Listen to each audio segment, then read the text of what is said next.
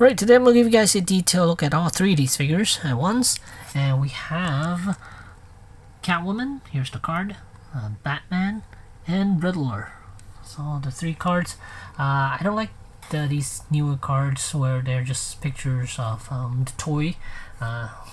The older ones, they're actually drawings of these characters, so I like those cards more. These feels a little bit cheaper. Okay, so enough of that, and let's start off with Catwoman here. Catwoman from the new movie The Batman. She comes with her whip, and that's it. Not exactly sure which one is the front end that she's supposed to hold.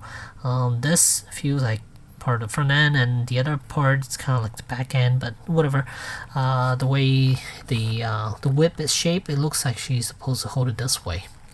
But she comes with a base, and that's it. No human head sculpt. And then as for Batman, he comes with what he's holding right now, the grab no gun, I guess. I'm not quite sure what that is, but it's a weapon. Other than that, nothing else. He does come with the base, I just didn't put it on. And then as for Riddler, he comes with this spatula thingy. Not sure what that's for, but that's that. And he too comes with a base. Now as for Batman, I got the jacked up version. The abdominal piece was flipped upside down. Someone told me on Instagram that mine was flipped upside down, and that's how I noticed, because I didn't even notice initially. It told me it was upside down, so what I did was I heat up the torso, and I was able to pop it off, and then turn it back upside down and pop it back on. And then my Batman also comes with a hood, which doesn't make sense because he already has his cowl on, so the hood shouldn't be back there. It should be on him right now, not back there. Alright, so let us take a closer look at Catwoman here. Figure-wise, it's average. I mean, it has all the joints and everything, but can you do dynamic poses? Not really. She does stand really pretty like this. This is I think is her favorite, the favorite pose I want to give her. And one thing that's a bit annoying is the ankle joint right here is so big that you'll definitely notice it when you have your figure. Everywhere else is fine. They're hidden quite well. The elbows joints are nice. Wrists you can't even see it. The knees are fine. It's just the ankle. I don't know why they chose this. It seems a little lazy on their part.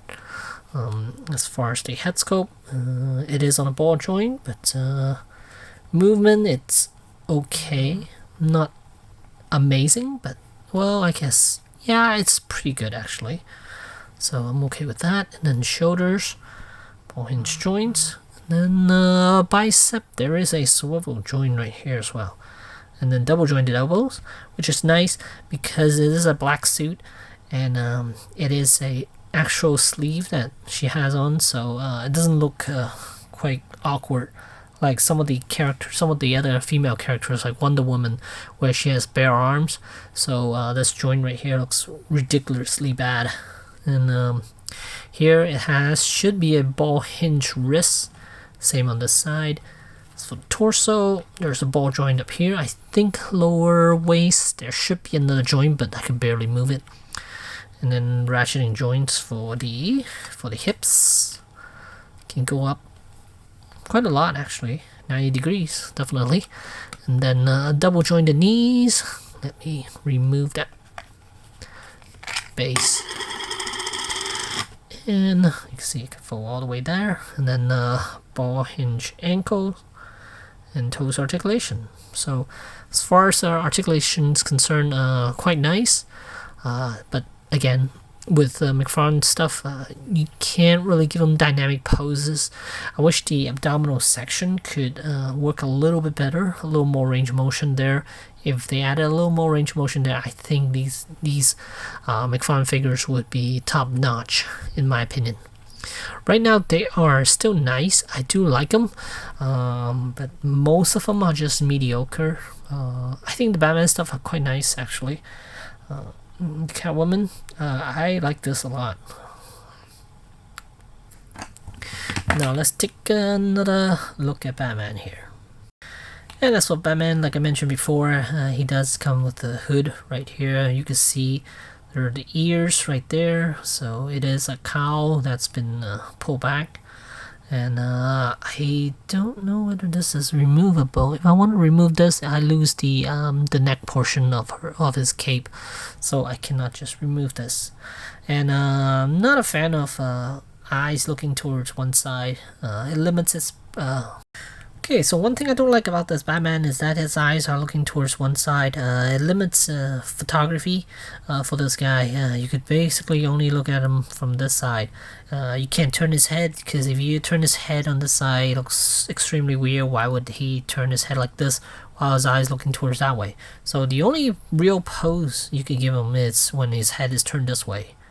So limits a lot of stuff for this figure. But as far as articulation, same as Catwoman, quite nice. Shoulder pad is glued on to the bicep section, so it can rotate. And they did add that piece of filler piece to hide the joint from the shoulders to the torso. And then abdominal piece, again, had to flip it back upside down, so right now it looks great. But articulation wise is fairly limited. Legs, same thing, about 90 degrees. Knees, same thing with Catwoman. So all these joints are pretty much the same. Yeah, they are almost all identical.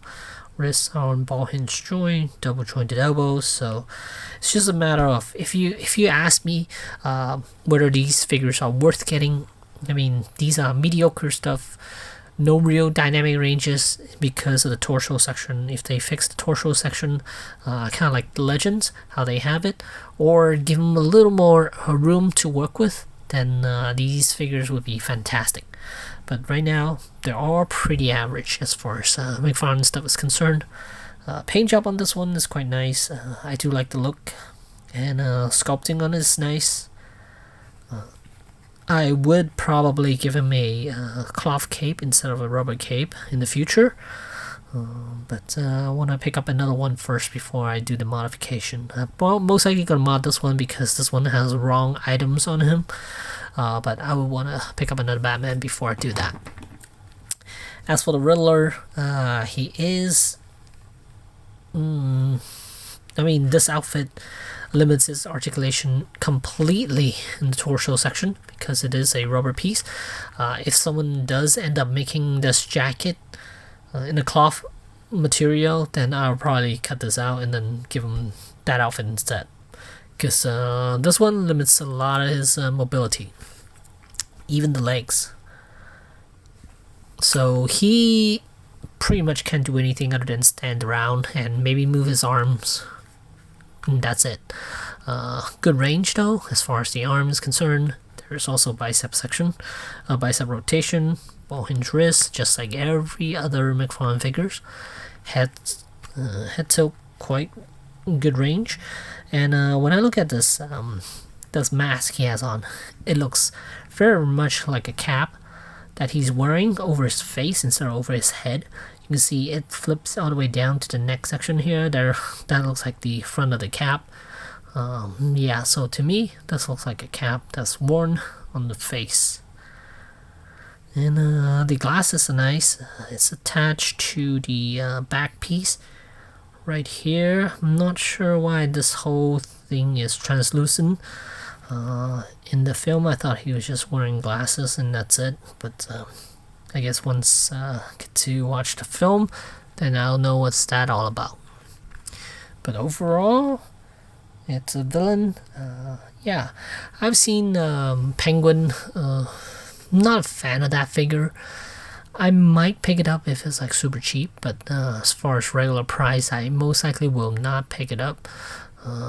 The likeness on that one is pretty good actually, but the body, again, it's kind of like this one where he has a rubber outfit on.